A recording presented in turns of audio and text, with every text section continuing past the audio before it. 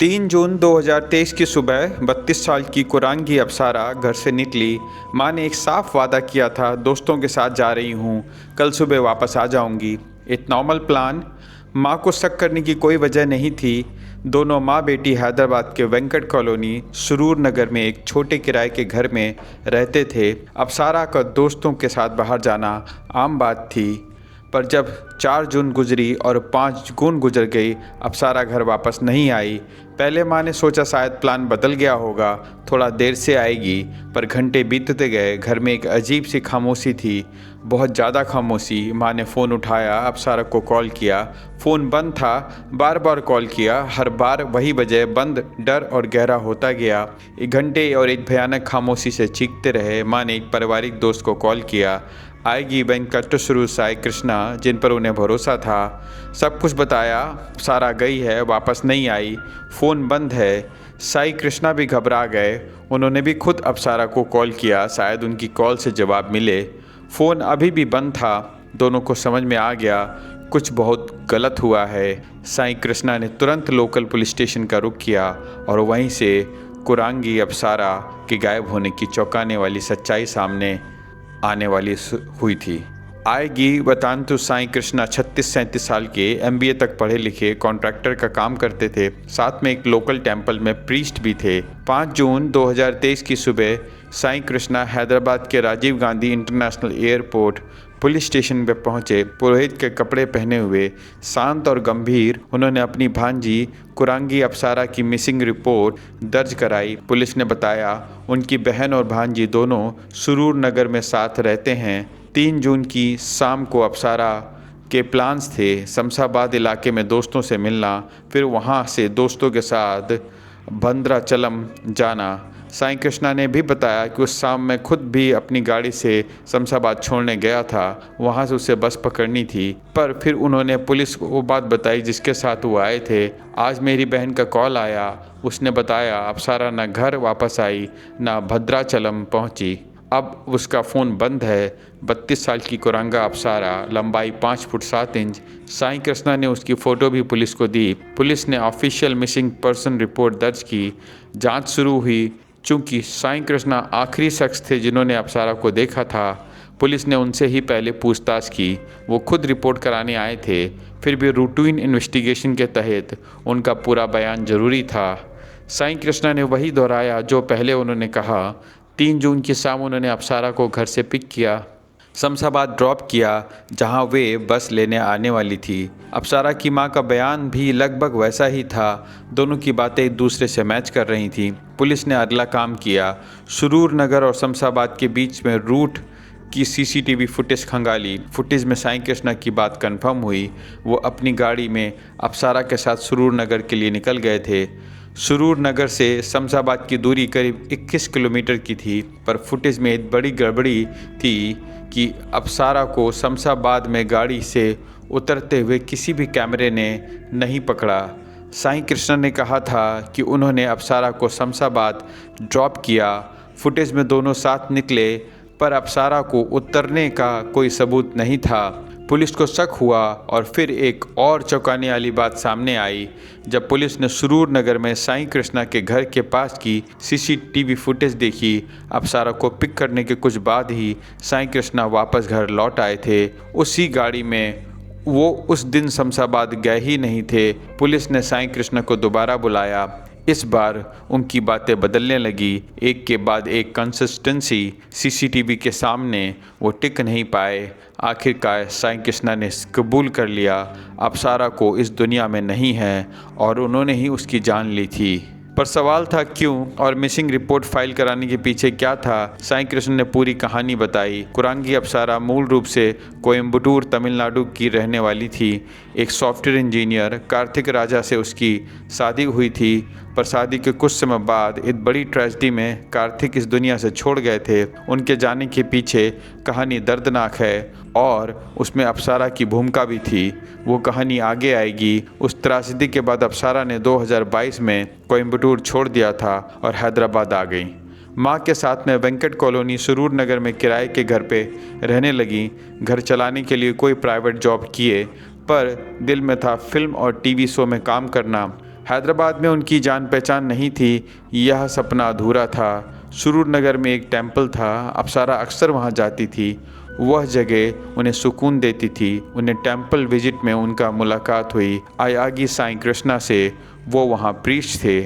अप्सरा कभी कभी माँ के साथ भी टेम्पल आती थी। साईं कृष्णा अप्सरा के साथ एक फ्रेंडली रिश्ता बना लिया। उन्होंने अपनी बहन जैसा मानने लगे। इसी वजह से अप्सरा भी उन्हें अन्ना, बड़ा भाई कह के बुलाने लगी। पर धीरे धीरे ये रिश्ता कुछ और ही बन गया।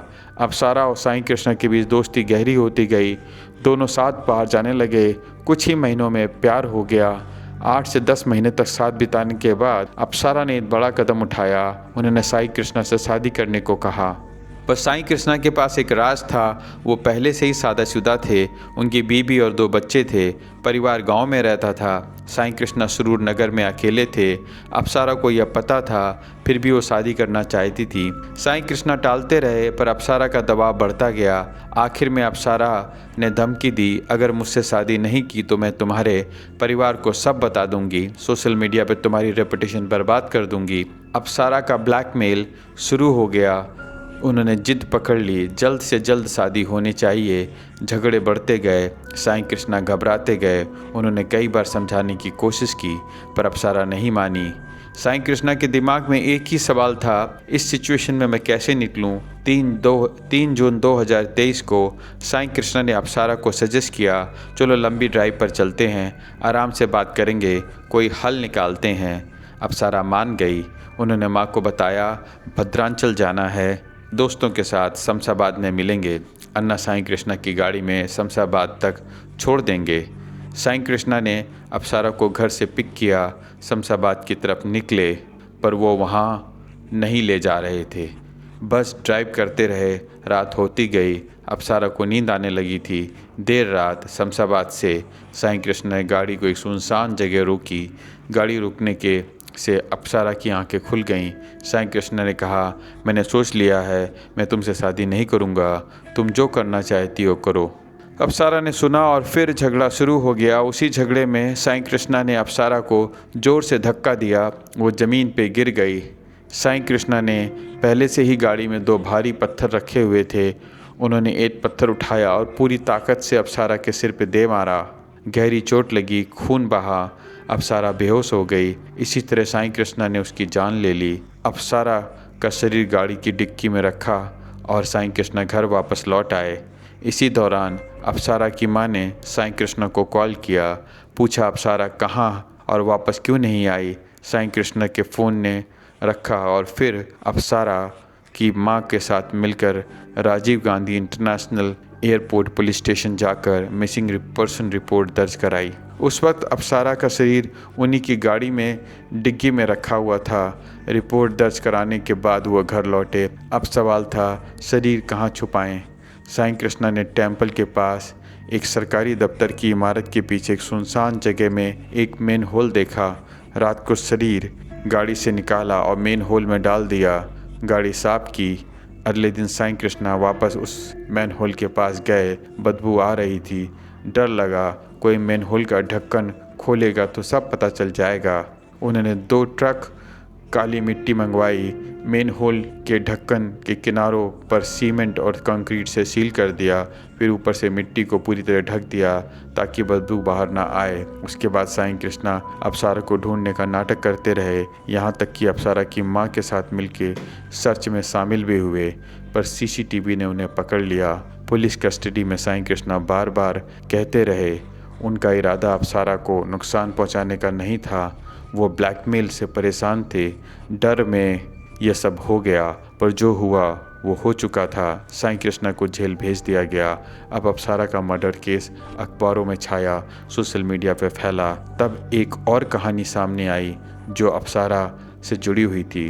कुछ साल पहले अप्सरा और उनकी माँ चेन्नई में रहती थी। वहाँ एक यंग सॉफ्टवेयर इंजीनियर से मुलाकात हुई। कार्तिक अप्सरा की खूबसूरती में मोहित हो गया। प्यार हुआ, शादी हुई और शादी के बाद अप्सरा कार्तिक और उनकी माँ के साथ कोयम्बटूर में जाने लगी, पर जल्द ही हालात बदलने लगे। अप्सरा की मांगें बढ़ती गईं। बढ़िया रेस्टोरेंट में खाना, महंगे गहने, स्टाइलिश कपड़े, एक लग्जूरियस ज़िंदगी। कार्तिक ने अपनी सैलरी से पूरा करने की कोशिश की, फिर लोन लिए, पर अप्सरा की मांगें कम नहीं हो रही थी। झगड़े बढ़ते गए, हालात बिगड़ते गए। कुछ रिपोर्ट्स के मुताबिक अप्सरा और उनकी मां ने कार्तिक पर डाउरी, हॉरेसमेंट और डोमेस्टिक वायलेंस का भी केस कर दिया था। कार्तिक जेल चले गए। अप्सरा और उनकी मां चुपचाप रात को चेन्नई चली गईं, किसी को बताए बिना हैदराबाद। करीब 1.5 महीने बाद कार्तिक जमानत से घर बाहर आए, पर जो नुकसान हुआ था वो नहीं पूरा पुटा। जेल में रहते हुए उनकी नौकरी चली गई थी, सब कुछ टूट गया था। कार्तिक की मां ने उन्हें हिम्मत दिलाने की कोशिश की, आगे देखो ज़िंदगी बड़ी है, पर कार्तिक बहुत अंदर तक टूट चुके थे। जमानत के सिर्फ 4 दिन बाद ही कार्तिक इस दुनिया से हमेशा के लिए छोड़ गया। यह कुरांगी अप्सरा मर्डर केस की पूरी कहानी है, और एक औरत जिसने एक इंसान की ज़िंदगी तबाह कर दी, वो खुद भी एक और इंसान की बेरहमी का शिकार हो गई। क्राइम की दुनिया नंबर 1। फिर मिलेंगे अगले केस में साक्ष्यों के साथ में।